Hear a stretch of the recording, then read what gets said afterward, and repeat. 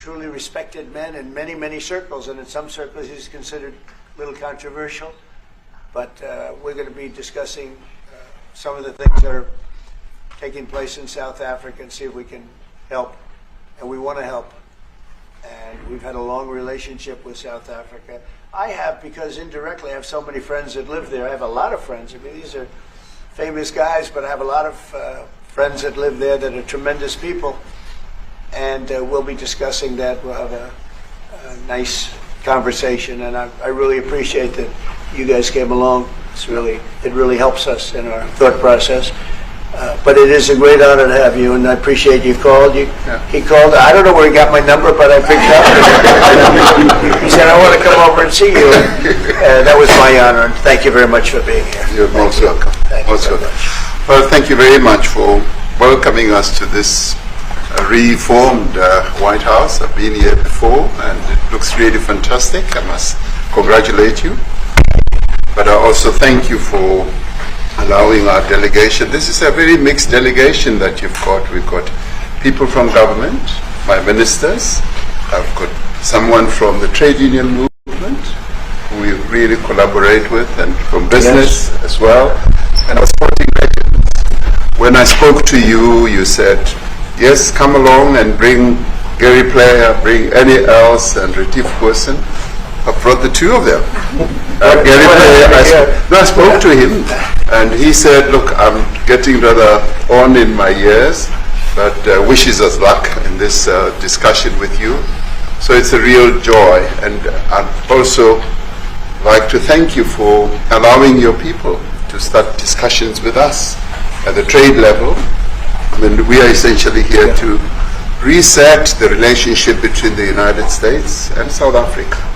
We are long-standing partners in many, many ways. We've collaborated in many fields, in space issues, in energy, and in trade, and we therefore need to reset that, particularly in the light of some of the announcements that you made on trade and investment.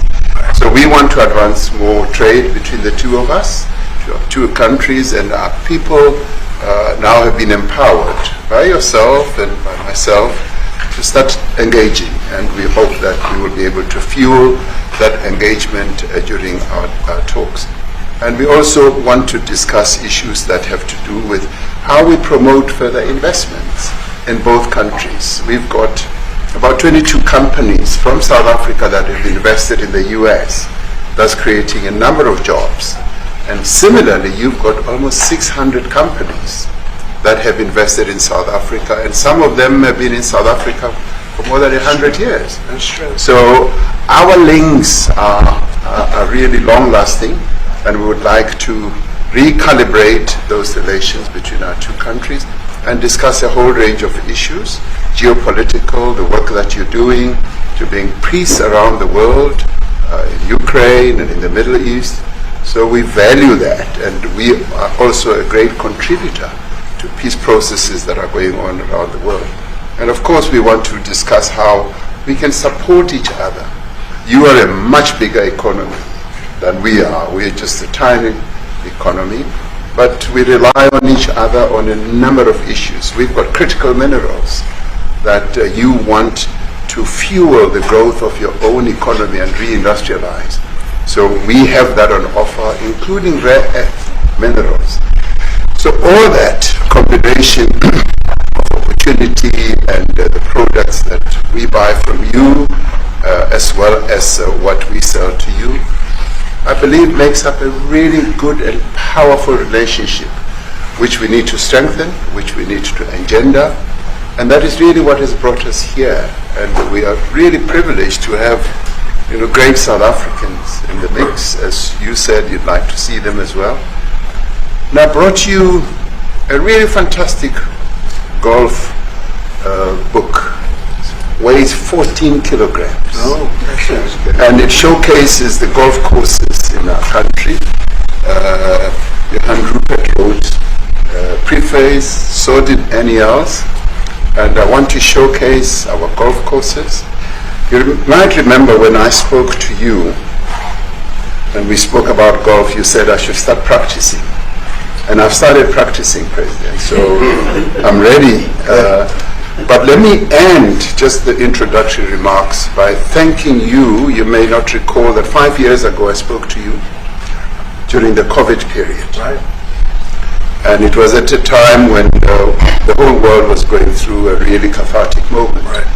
And we asked for assistance, and you were able to assist us with respirators, and you kept your word, and you delivered respirators to us.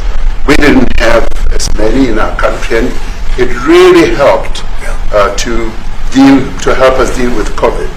So I'm here also to say thank you and to thank the people of America for having helped us during a really difficult time. Being the small economy that we are, we needed help from around the world, and you were there to provide that. So thank you very much. I remember the call. Yeah. We sent 150 respirators. We became the respirator king. We started making them. Nobody had them. We had very few of them. That's right. But they were very helpful. But we sent 150, and I appreciated the letter. You wrote me a letter. And that's right. Yeah. I appreciate that very much. Thank you very much for that. It really touched my heart after I spoke to you, and you delivered. It's a great honor. Thank you very much indeed. Yeah.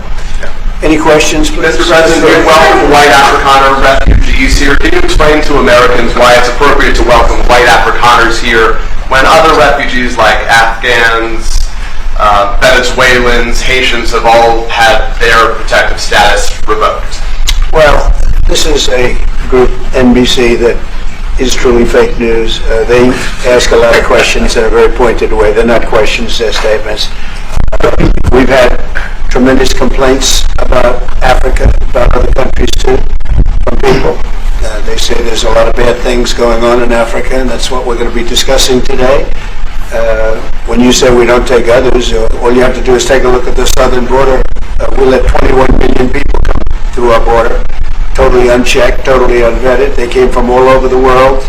In many cases, they're criminals. They come from prisons. They come from mental institutions. They come from street gangs. They're drug dealers.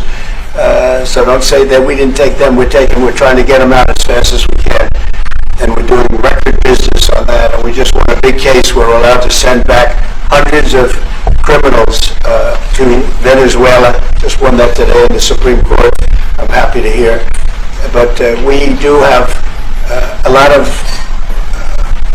people are very concerned with regard to South Africa, and that's really the purpose of the meeting, and we'll see how that turns out. But we have many people that feel they're being persecuted, and they're coming to the United States. So we take from many locations if we feel there's persecution or genocide going on. And we had a lot of people. I must tell you, Mr. President, we have had a tremendous number of people, especially since they've seen this. Generally, they're white farmers, and they're fleeing South Africa, and it's a very sad thing to see. But I hope we can have an explanation of that, because I know you don't want that. It's a kind of a different meeting. Normally we have meetings, we talk about trade, and we'll be talking about trade and other things. But that certainly will be a subject that comes up. Yeah. Please. Thank you very much. I'd like to get your thoughts on Letitia James. Director Polte, according to him, Letitia James says that the alleged mortgage fraud was simply a mistake. I want to get your thoughts on that. She put down that her father was her husband in order, and this is very similar to, I guess, the false attacks they had on you.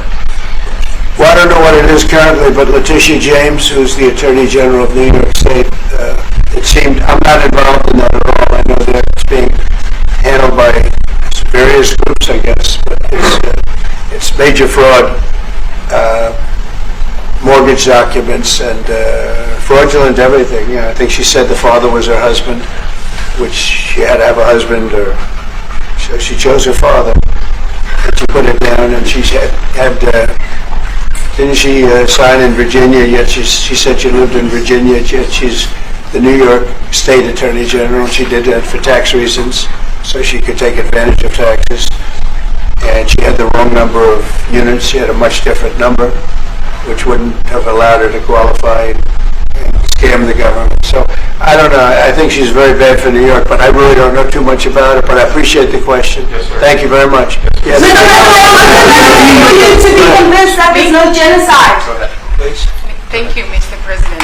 So May 25th will be the celebration of Africa Day, which pretty much a lot of celebration will be taking place around the world, including here in the United States. What is your message to the entire African continent, African people, in this important occasion? Well, I want to see peace, and I want to see happiness. I want to see health, and you have incredible land. There's tremendous value. A lot of countries don't have that value in the land. The value you have. We have a situation. I think you probably heard about it. We've done through some very talented people helped settle a war that's been raging for years, Rwanda and the Congo, and I think we've done it. Believe it or not, I think we've done it. And could you just say a few words about that, my friend? Yes, a couple of weeks ago we signed, the two parties signed a declaration of principles in which they've agreed on the way forward, and they have both submitted draft peace agreements, and we have put together one that incorporates both of their suggestions, and we've given it to them. So we're in the process of finalizing this. Looking good, right? Looking very good. We have to thank you for even those efforts, because the African continent, particularly SADC, our Southern African Development Community, has for years been seeking to foster peace in the Democratic Republic of the Congo. So all efforts, including those from outside the continent and inside the continent, are really worthwhile. We are removing our troops from there so that peace can then prevail in that whole area. And we hope that with the support of the international community, we will really have peace in that area. It's so vital, it's so important for the whole region. Well, we sent our people there, and I think we did a very good job, as headed by my friend, and that was great. That was great. I mean, I'm just hearing phenomenal reports, because all I'm hearing is death, and they're chopping heads off, and it's horrible over there. And it was really brave of you to go there. I really appreciate it, and it looks like we have something very, very substantial. We also talked about trade with them in terms of rare earth and all, but really more for it's like if you take a look at what we just did with Pakistan and India, we settled that whole, and I think I settled it through trade. We're doing a big deal with India. We're doing a big deal with Pakistan. And I said, what are you guys doing? Somebody had to be the last one to shoot. But the shooting was getting worse and worse, bigger and bigger, deeper and deeper into the countries. And we spoke to them, and I hate to say we got it settled, and then 2 days later, something happens, and they say it's Trump's fault. But Pakistan has got some excellent people and some really good, a great leader. And India is my friend, Modi. And he's a mutual friend. Yeah, he's a great guy. And I called them both, and we just did something good. We tried to settle Russia, Ukraine. We spoke with President Putin for 2.5 hours the day before yesterday. I think we made a lot of progress, but that's a bloodbath. 5,000 people are being killed a week, 5,000 soldiers a week, not including people in cities and towns that are also being killed. So we're trying to help. And it doesn't affect us. It's not our people. It's not our soldiers. It's Ukraine and it's Russia. But if we can save 5,000 souls, we'll do it. We're pretty good at it. But that's a bad situation. That is a really bad situation. Well, you'd recall when President Zelensky was coming to South Africa, that's when I spoke to you. That's right. We both agreed that we need to push the peace message so that there can really be peace. And we've been involved in the Ukraine-Russia conflict for quite a while through my Minister of State Security here. We've been dealing with them, the exchange of children who were taken away, going through names and addresses and all that. So we've been invested in that whole process as well. And the moves that you're making are fully supported by us, because we would like to see the end of that war. True. I called Zelensky, and they said, he's in South Africa. I said, what the hell is he doing in South Africa? He's talking to We got us. this week. That's a strange one. I said, what are you doing in South Africa? That's a strange one. He's trying to make peace. we doing something. You know, we were lucky because we had the great Nelson Mandela who taught us how to create peace, to make peace. So we were imparting some of those lessons to him, some of those learnings, and I specifically mentioned to him that this is how Nelson Mandela taught us, that when you want to have a peace in a country, do it on an unconditional basis and sit down and talk. And that's precisely what I'm sure he's going to heed. Well, we're going to see what happens with that when it's there's a lot of hatred, there's a lot of death, it's a bloodbath. Yes, I get the unfortunately. I get the satellite pictures of that field, of that killing field. You never saw anything like it in your life. It's horrible. It's a horrible thing that goes on, but I think we've made big progress. So on the Please, go ahead. Thank you, Mr. President. Gaza No, not you. Right here. He's from South Africa. Go ahead, please. What are you expecting on the ICJ case? Are you expecting South Africa to drop that? Is that what you're trying to raise? On which case? The ICJ case against Israel? Criminal justice. International Criminal Court. I don't expect anything, to be honest. I really don't. I don't know. It's they've got a case. There's a lot of anger there, tremendous anger. I don't expect anything. We'll see what happens. We'll have a ruling, and who knows what the ruling is going to mean. Yeah. On that subject of Gaza, Mr. President, are you going to be speaking to Prime Minister Netanyahu about Israel's renewed offensive there? There's been a lot of concern from European countries. The Pope has expressed concern. Are you going to be asking Prime Minister Netanyahu to tone down the offensive in Gaza, to let more aid in? Was that a question or a statement? This guy's, you never change. Mr. President, decide what will it take for you to be convinced that there's no white genocide in South Africa? Well, I can answer that for the President. It's, I'll say rather have him answer. I'm going to answer that. It will be, My President will respond to you. Thank you, Mr. President. it will take President Trump listening to the voices of South Africans, some of whom are his good friends, like those who are here.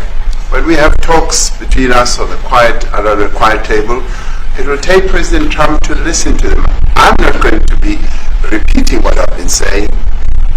I would say if there was Afrikaner farmer genocide, I can bet you these three gentlemen would not be here, including my Minister of Agriculture. He would not be with me. So it will take him, President Trump, listening to their stories, to their perspective. That is the answer to your question. But, Mr. President, I must say that we have, wait. We have thousands of stories talking about it, and we have documentaries, we have news stories, and that is Natalie here, somebody here to turn that. I could show you a couple of things, and it has to be responded to. Yeah, sure. Let me see the articles, please, if you would, and turn the lights down. Turn the lights down and just put this on. It's right behind you. Johan. With or without you, people are going to occupy land. We require no permission from you, from the president, from no one. We don't care. We can do whatever you want to do. Who are you to tell us whether we can occupy land or not? We are going to occupy land. Yes. South African occupy land. That's who we are. Honorable member, can we draw my membership from this useless parliament? Yes, honorable member. Must never be scared to kill. A revolution demands that at some point there must be killing, because the killing is part of a revolutionary act. Shoot to kill. Yamasa. Kill the poor, the farmer. Kill the poor, the farmer. Brr, pa, pa. Brr, pa, pa. Kill. Yamasa. Kill the poor, the farmer. the poor, the farmer. The mayor of DA in PE is a white man. So these people, when you want to hit them hard, go after a white man. They feel a terrible pain because you have touched a white man. Not because Mashaba and Soli will not be touched. They will be touched, don't worry. But we are starting with this whiteness. We are cutting the throat of whiteness. Shoot to kill. Ramphosa. Kill the poor. The farmer. Kill the poor. The farmer.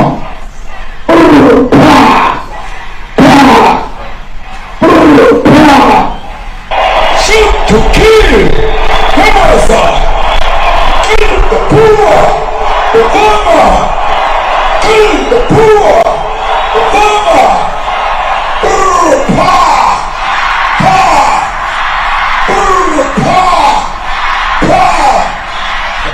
I don't know what's going to happen in the future.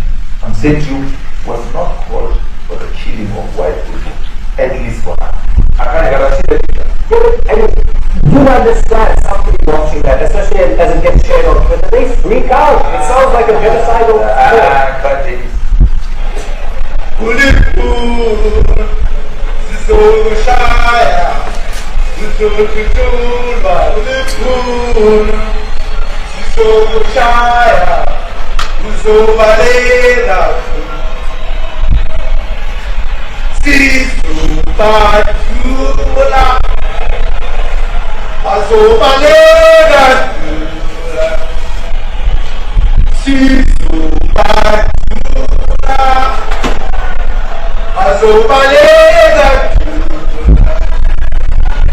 will expropriate land without compensation, whether they like it or not. If they object, they can seek refugee in America. Now this is very bad. These are burial sites right here. Burial sites. Over 1,000 of white farmers, and those cars are lined up to pay love on a Sunday morning. Each one of those white things you see is a cross, and there's approximately 1,000 of them. They're all white farmers, the family of white farmers. And those cars aren't driving, they're stopped there to pay respects to their family member who's killed. And it's a terrible sight. I've never seen anything like it. Both sides of the road you have crosses.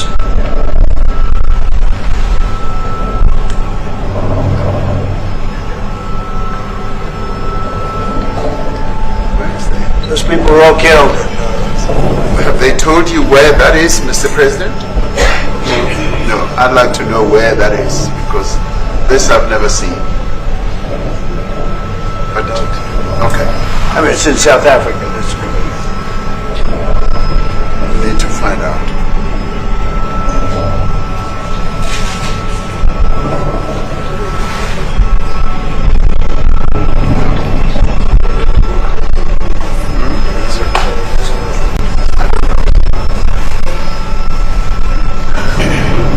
those people. I don't know. Okay. Mr. President, the Pentagon announced that it would be accepting a Qatari jet to be used as Air Force One. What are you talking about? Mr. President, The Pentagon What does this have to do with the Qatari jet? They're giving the United States Air Force a jet, okay? And it's a great thing. We're talking about a lot of other things. It's NBC trying to get off the subject of what you just saw. You are a real, you're a terrible reporter. Number one, you don't have what it takes to be a reporter. You're not smart enough. But for you to go into a subject about a jet that was given to the United States Air Force, which is a very nice thing, they also gave $5.1 trillion worth of investment in addition to the jet. Go back, you ought to go back to your studio at NBC, because Brian Roberts and the people that run that place, they ought to be investigated. They are so terrible, the way you run that network, and you're a disgrace. No more questions. Go ahead, talk about that. Please, may we have a South African question, Mr. President Trump? Terrible. If they're committing genocide, why invite them to the White House? I'll be quiet, sure. That's my question now. Let's go. Thank you so much, President Trup. Annika Larson from ENCA in South Africa. Thank you very much for hosting us. What would you like President Ramphosa to do about the situation? I don't just know. seen on the screen. I don't know. Look, these are articles over the last few days. Death of people. Death. Horrible death. Death. I don't know. But you know that there Pick are anyone. people who are White dying South most- Africans are fleeing because of the violence and racist laws. And this is all. I mean, I'll give these to you. So when you say what would I like to do, I don't know what to do. Look at this. White South African couple say that they were attacked violently. President Trump, when will you go and see where your son is? Well, I can do that. Look, here's burial sites all over the place. These are all white farmers that are being buried. President Trump. And he asks about a jet that was given. You know, you are so bad. You're such a bad reporter. If they're committing genocide, why invite them? Sir, if they are committing genocide, why invite them to South Africa? May I finish, please, President Trump? Mr. President This Trump. is one after another. This family was wiped out. I'm just looking. Can we get a reaction to those videos, Mr. President Trump, would you? Well, I think the videos are so. No. When you look at the videos, I mean, how does it get worse? And these are people that are officials, and they're saying that kill the white farmer and take their land. That's what I have other friends in South Africa. I have people that left. One in particular that says you can't go there. He said they want to take your land. They take your land and they kill you. It's okay, and they say it's okay to do it. Now we're going to talk about it, but this is a tremendous. Look, this is story recent. These are all people that recently got killed. And I don't know how it can get any worse. These are President Trump.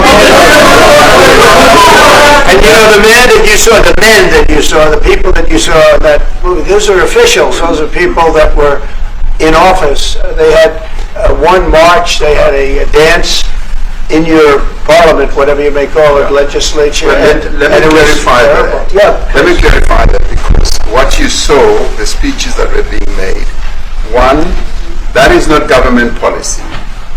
We have a multi-party democracy in South Africa that allows people to express themselves, political parties to adhere to various policies, and in many cases, or in some cases, those policies do not go along with government policy. Our government policy is completely against what he was saying, even in the parliament. And they're a small minority party, which is allowed to exist in terms of our constitution. But you do allow them to take land. No. You do allow them to take land. Nobody can. And then when they take the land, they kill the white farmer. And when they kill the white farmer, nothing happens to them. No, there is nothing happens. There is criminality in our country. People who do get killed, unfortunately, through criminal activity, are not only white people. The majority of them are black people. And we have now The farmers are not black. The farmers are not black. I don't say that's good or bad, but the farmers are not black. And the people that are being killed in large numbers, and you saw all those grave sites, and those are people that loved ones going, I guess on a Sunday morning they told me, to pay respect to their loved ones that were killed. Their heads chopped off, they died violently, and you know, I mean, we had to talk about it. I didn't know we'd get involved here, but I will say this, that if the news wasn't fake like NBC, which is fake news, totally, one of the worst, ABC, NBC, CBS, horrible. But if they weren't fake news like this jerk that we have here, if we had real reporters, they'd be covering it. But the fake news in this country doesn't talk about that. They don't want to talk about it, but now they have to talk about it. But they won't. This won't even be a subject. They'll have him talking about why did a country give a free, think of this, why did a country give an airplane to the United States Air Force?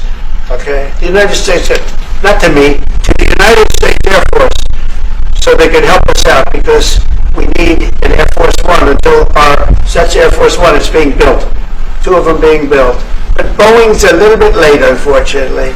So why did they give us a plane to the United States Air Force? That's what that idiot talks about after viewing a thing where thousands of people are dead. I'm sorry, I don't have a plane to give you. I wish I did. I would take it. If your country offered the United States Air Force a plane, I would take it. Okay. But coming back to this issue, which I really would like us to talk about, and talk about it very calmly.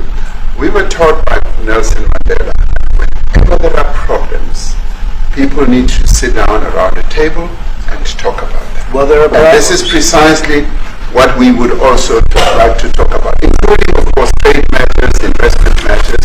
So the issues that concern you as the United States, those are all deaths. Yeah, in many ways, I mean, one should say you are a partner of South Africa, and you are raising concerns, and these are concerns that we are willing to talk to you about.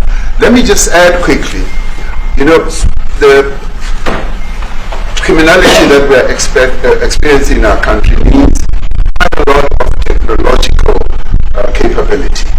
And in one of our areas in South Africa, we're using US technology, which is able to, in many ways, identify where shootings are happening and all that.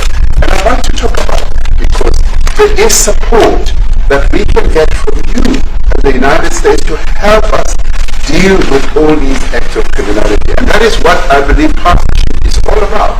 And we are here as a partner so that we can help each other whenever there are challenges. So I'd like us to discuss it, and of course outside of the media, so that we sit down and have a really good discussion that will lead to good outcomes. Are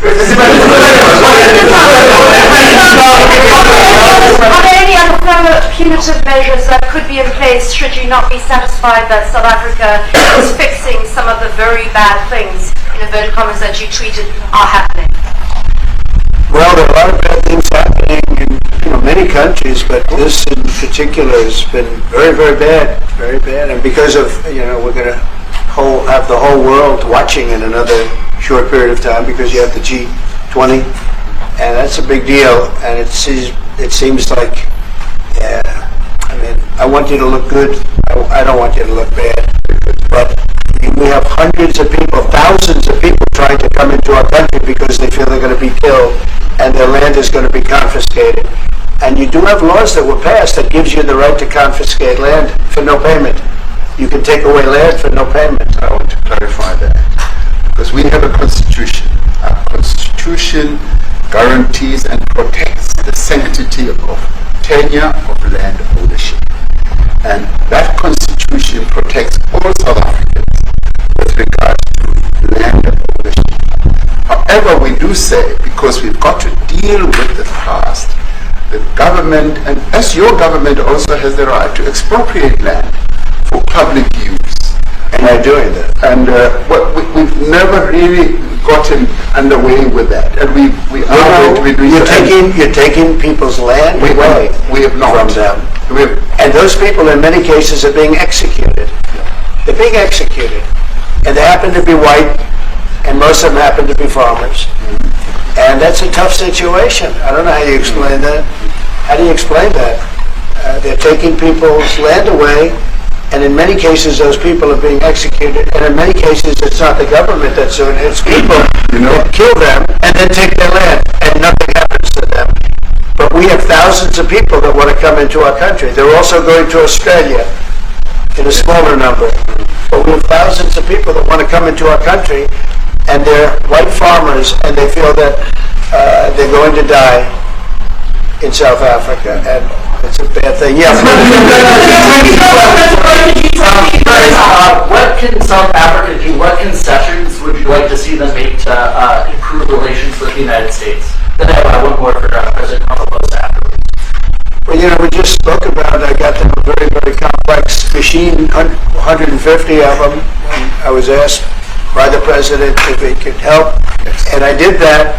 And I have great feeling for all countries. I deal with all countries, but I have a great feeling for South Africa because I have friends. I have a couple of friends, a few friends here today. I have many friends from South Africa, but many of those friends are not, they can't go back. I have Elon is from South Africa. I don't want to get Elon involved.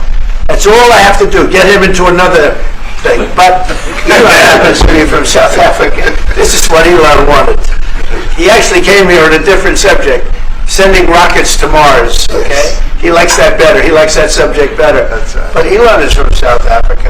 I don't want to talk to him about that. I don't want to, I don't think it's fair to him. But I will say that people are fleeing South Africa for their own safety. Their land is being confiscated, and in many cases they're being killed. And that scene of, you see how many crosses they have. Those crosses, that's a dead person in every one of them. And those trucks or cars are paying their respects to all of those dead people on a Sunday morning. That's a rough thing to explain away. And the problem we have, and the way, a correct and a fair media exposes things. But we have a very corrupt media. They won't even report this. If this were the other way around, it would be the biggest story. Now, I will say, apartheid, terrible. That was the biggest story. That was reported all the time. This is sort of the opposite of apartheid. What's happening now is never reported. Nobody knows about it. All we know is we're being inundated with people, with white farmers from South Africa, and it's a big problem. Marco Rubio was telling me he's never seen anything like it. The numbers of people that want to leave South Africa because they feel they're going to be dead. That's right. If I can ask a question, 72% of farmers in your country are white. If they flee, do you feel that maybe the economy could collapse? You may not have a gap to fill in those people that replace those farmers. I'd like my Minister of Agriculture, who is white, who comes from an opposition party to mine, who's joined my government at my invitation to address this very issue, including the question that you just raised. John? Thank you very much, Mr. President. The President welcome us to the White House. I would say we have a rule. I don't think anyone wants to candy coat that. And it requires a lot of effort to get on top of it. It's going to require more policing resources. It's going to require a different strategy to be able to deal with it. But certainly the majority of South Africa's commercial and smallholder farmers really do want to stay in South Africa and make it work. And I've just come from the largest agricultural show in the Southern Hemisphere with organized agriculture and farmers, and the majority of them want to stay. But they too there have a memorial to those who died as a result of farm attacks. And as the Minister of Agriculture, it is something that I'm particularly exercised with my colleagues at police and my colleagues in the justice cluster to stop making farm attacks and stock theft a priority crime. And it affects all farmers in South Africa, particularly stock theft. It has a disproportionate effect on smallholder black farmers. I also want to just say this, that the two individuals that are in that video that you've seen are both leaders of opposition minority parties in South Africa. Mkhonto Wesizwe under Mr. Zuma and the economic freedom fighters under Mr. Malema. Now the reason that my party, the Democratic Alliance, which has been an opposition party for over 30 years, chose to join hands with Mr. Ramphosa's party was precisely to keep those people out of power. We cannot have those people sitting in the union buildings making decisions. And that is why after 30 years of us exchanging barbs across the floor in Parliament and trying to get one over on each other, we've decided to join hands precisely to keep that lot out of government, because the day they get in to the doors of the union buildings in South Africa or control of our parliament, that's what you're going to see. And that is why this government, working together, needs the support of our allies around the world so that we can strengthen our hand, grow our economy, and shut the door forever on that rabble getting through the doors of the union buildings, because then South Africa's future would be... So you denounced that type of language in the video that you saw? Always done so. As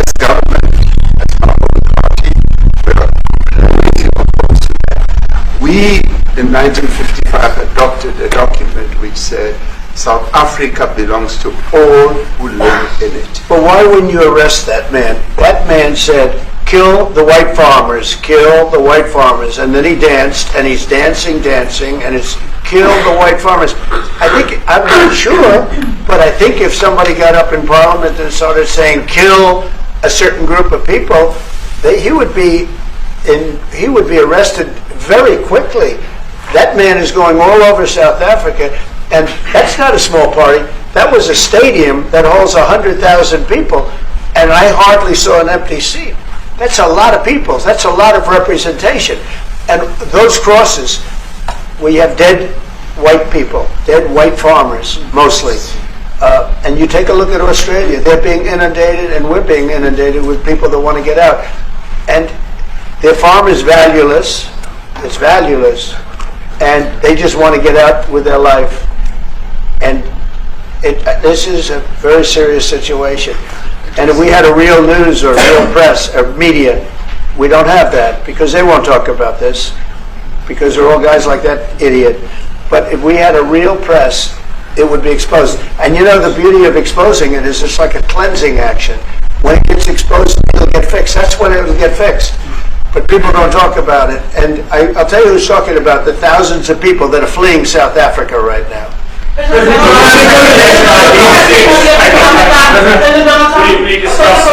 discussed USAID and the devastating impact the cuts are having across the African continent. Yeah, well, it's devastating, and hopefully a lot of people are going to start spending a lot of money. And I've talked to other nations. We want them to chip in and spend money too. And we've spent a lot, and it's a tremendous problem going on in many countries. A lot of problems going on. The United States always gets the request for money. Nobody else helps, as you know. Europe doesn't help. Europe hasn't given anything. All they do is sue our companies. You know, they sue Apple, and they sue all of our companies. Apple had to pay $17 billion on a nonsense lawsuit. Very unfair. But we're going to always be there to help. It's shown rightly South African broadcasting. If this economic settlement issue is resolved, you're going to go into a room after this, you guys are going to talk. If it is resolved, what is the potential for the future-looking relationship? It's fantastic. It's got to be resolved. It should be resolved. It's a little bit bad when you see a stadium with 100,000 people in it, because that means it's more than just a little movement. It's a pretty big movement in South Africa, so it has to be resolved. It'll be the end of the country if it's not resolved. Potential for the relationship moving forward. I hope so. That's why I'm here. I mean, I'm not here for my health. I'm here to see what it is. No, I'd like to see. I have friends. I can tell you, Ernie Els and Retief Goosen, they feel so strongly they wanted to be here on behalf of South Africa, not on behalf of me. Yes. And, you know, they said, can we be here for this? Because they love the country. Ernie, do you guys want to say a couple of words or anything? I hate to put you in. This is tougher than sinking a 3-footer. And they've sank many 3-footers. Thank you, Mr. President. Thanks for the honor of being here. We've known each other a long time. We have spoken. You know, we're proud South Africans. I still have my South African passport. You know, we travel with this passport, you know, and I got my visa here. So, we want to see things get better in our home country. And that's the bottom line. It's been 35 years since the transition. President Ramphosa was right in the middle of the transition time in 1990 and before that. So it's been 35 years of ANC government. And I know there's a lot of anger, you know, through the transition. There was also a lot of stuff happening in the apartheid days. You know, we grew up in the apartheid era. But I don't think 2 wrongs makes a right. You know, President Mandela, when he came out of prison for all that time, didn't come out with hatred. You know, and really unified our nation through sport. You know, we won the Rugby World Cup in the 95. 4 times. We won the African Nations Cup, soccer. You know, we won some majors as golfers and so forth. So what I'm trying to say is, you know, this has been a long time coming. That's why we really wanted to meet you, meet the administration, and see our way forward, because we still want to see our country flourish. You know, we've got some great things going on. Business is getting involved with government. Farmers are getting involved in local municipalities, trying to rebuild some of the infrastructure that's been decaying for a long time. So there's a lot of coexistence going on and help from a lot of areas. But I feel we need the US to push this thing through. We've got a great ally if we can have the US. It's always been an ally of South Africa for a very long time. Even in the days of the war, you know, up in Angola, you know, you guys helped us. So, very important for us to have your support and you know, get the change we need. Where did you do that? He might have done that even better than he plays golf. It's almost impossible. Johan, please. Mr. President, if you had to wind all of those tapes properly, you will see I'm the biggest target of that rabble-rouser. Number one for over 10 years, Mr. Malema. In fact, the first time I met him, he was in the youth league with that gentleman. And look how he's changed. Right. We have too many deaths, but it's across the board. It's not only white farmers. It's across the board. And we need technological help. We need Starlink at every little police station. We need drones. I actually got drones donated for the peace parks to stop elephant and rhino poaching. And his predecessor stopped the importation because he said the United States would spy on us. I mean, US basics, the ridicule. So if you can help us. Remember, sir, you and I lived in New York in the 70s. We never thought New York could be what it became. 2 commissioners, a tough mayor. We need your help to stop this awful killing. But it's across the board. Germany is right now building a house in George. I'm building 3 cottages for my grandchildren on a farm outside Grafrenet. I often go to bed without locking the door. And we have a serious problem with illegal aliens who stream across the border. And if you really look at our statistics, a lot of these murders, first it's unemployment and illegal aliens. And then I met Vice President Vance many years ago at the Charlie Rose show. My wife loved his book. And she reminded me this morning that you emphasized the devastation that occurs when big companies leave towns and cities, and there's a culture of dependency that develops. I remember you discussing it. Now that's our problem. If we don't get our economy to grow, the culture of dependency and the lawlessness will increase. I've been against apartheid all my life, and I'm their number 1 target. Please just Google my name and Malema. You'll see it, sir. Yeah. He marched on the floor. The crime is bad. The crime is terrible, sir, but Mr. Steenhuisen won't admit to it, but he runs the Western Cape, where I live. And the biggest murder rate is in the Cape Flats.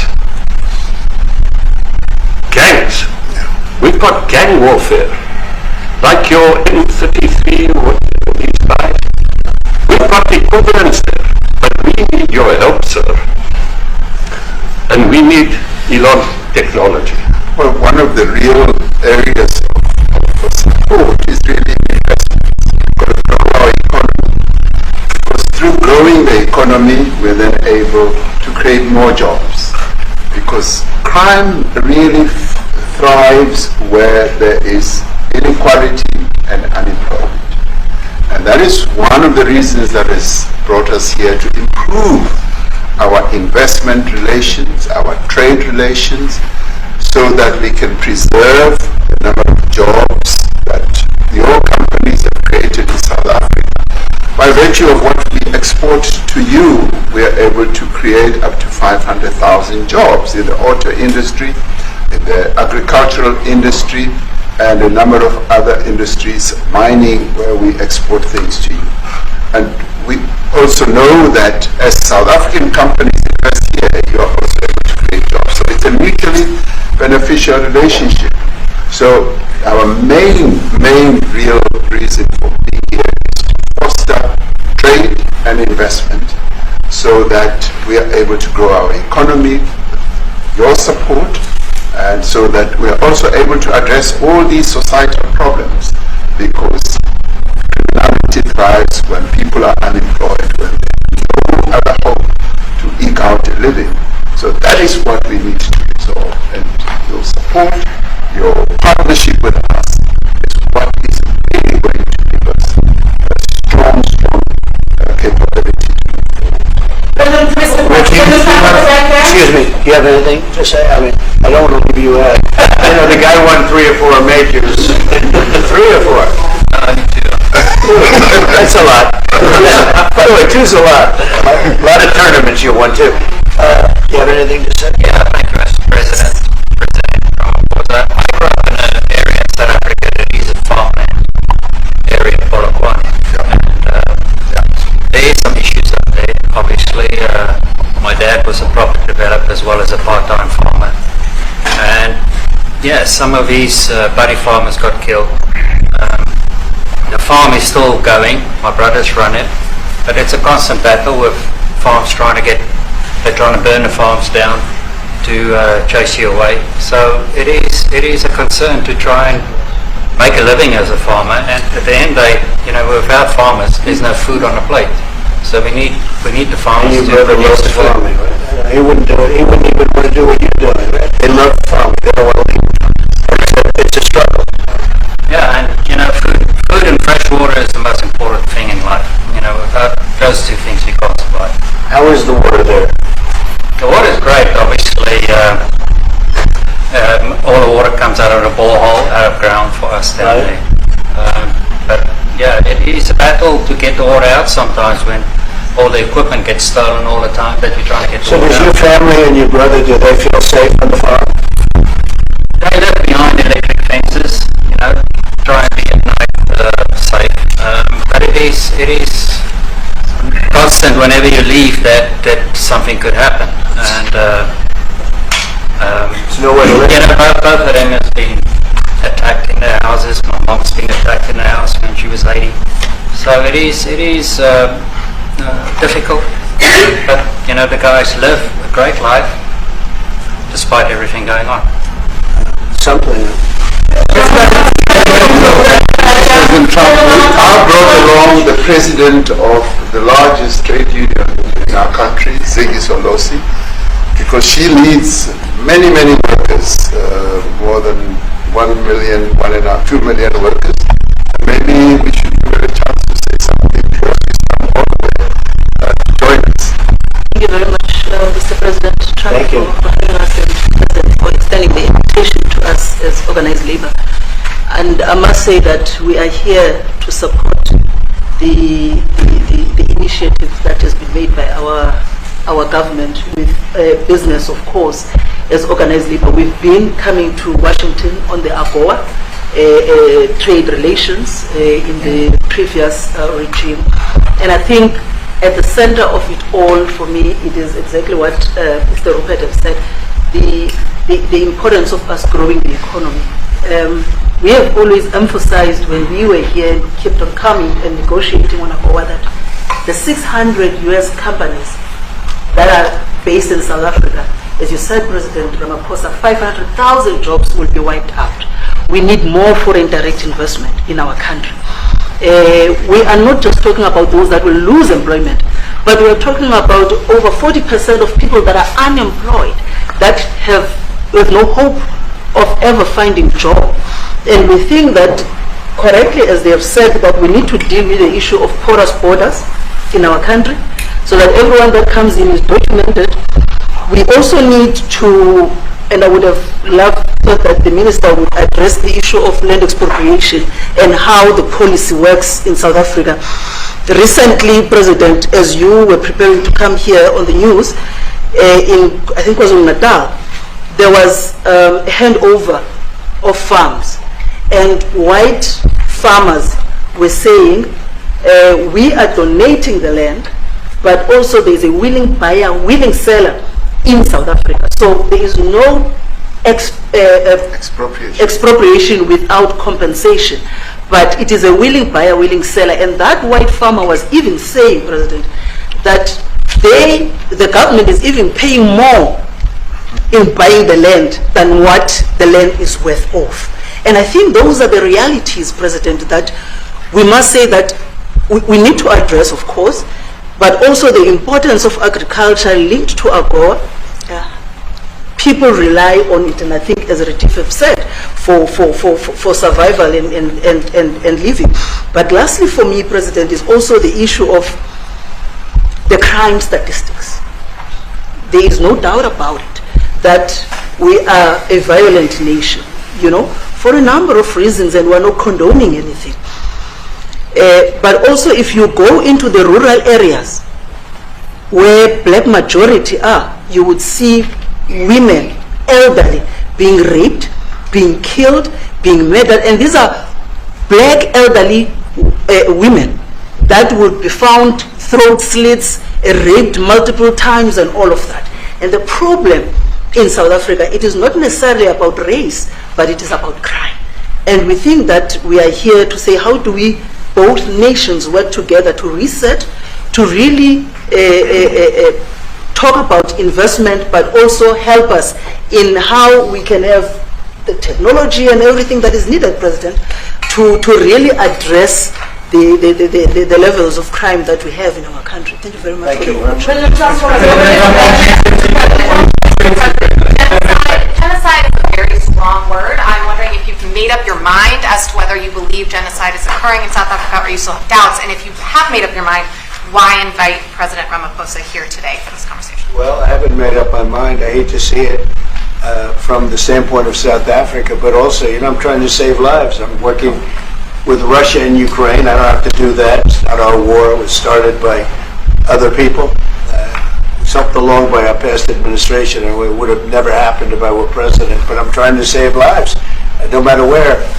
Rwanda, I have nothing to do with Rwanda and the Congo, but I felt I had a very talented person in this administration, and I sent him there, and he did an unbelievable job, I think. We're going to find out, but he's done the hardest part of the job. It should happen. If I can save lives, I want to save the lives. If it's in Africa, that's great. If it's in Europe, if it's wherever it may be. And it's a very small investment to do, believe me, compared to what the consequences are. So I hope we can do something. Look, I have so many friends, and I have great admiration for them, because I know what they do for a living. And that's a very hard living. Going from city to city, from country to country, and hitting a ball 350 yards like they do, and getting the ball in the hole. It's a very tough, with lots of people watching. Right? It's a very tough living. They're champions. I respect champions, and I respect very much. And I think the country is very lucky. They really wanted to be here. That's true. They could be elsewhere. They could be on a beautiful fairway someplace, and they wanted to be here. So. My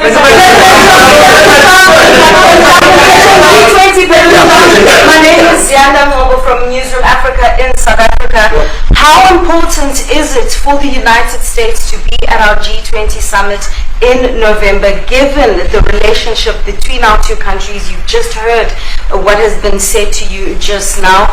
Are you coming, and are you preparing to come? So without the United States, the G20, just like the G7, used to be the G8, but brilliantly they threw Russia out.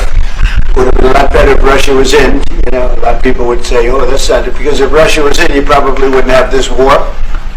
And if you had a different president, you wouldn't have the war either. But we have a G7. It's important that the United States is in both of them. I think without the United States, it's I really believe it's not very important. It's not the same meaning. As I said to President Trump, the U.S. really originated in the G20. And it's important that the United States continues to play a key role in the G20. And we are privileged to be the president of the G20. But we are even overjoyed that we are going to hand over to the United States, who are the originators. And for that reason, I expect the United States to continue playing the leadership role in the G20 together with other countries. And I've said when I initially spoke to President Trump on the phone, I want him to come to South Africa for a state visit, and I also want him to come and participate in the G20. And I want to gladly hand over to President Trump to take the leadership of the G20 forward in November. Thank you very much. Thank you very much. Thank you. What is it going to take to convince you? They don't want to leave. Thank you so much.